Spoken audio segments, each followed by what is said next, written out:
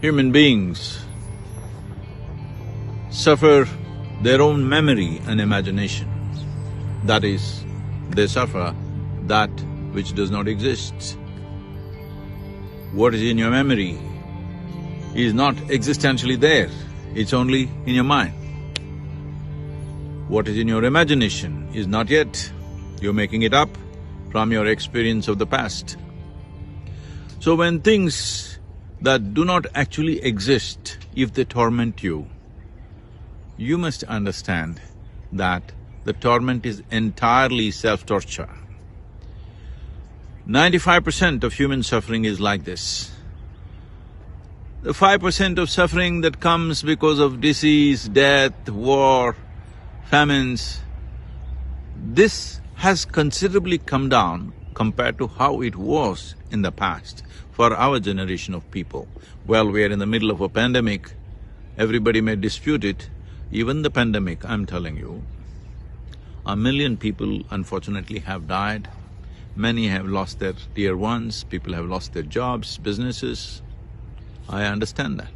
But most of the suffering is in your mind. You create this suffering.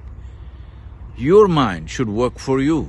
Your mind should work, your memory and imagination are the greatest faculties that you have. This should work to create well-being. This should create joy, this should create blissfulness. Above all, this should create new possibilities for you, not torment you. Taking charge of your mental faculties is one of the most important things that needs to be taught to our children. But unfortunately, we're teaching them about amoeba, we're teaching them about the lizard, we're opening up the frog's heart and looking how it beats. But our education system has done nothing to teach generations of people to understand how our faculties function and how we can make them function for our well-being. If we make all our faculties, particularly our memory and imagination, function for our well-being, we can decide individual destinies and also the common destiny of this generation. We can take charge of it.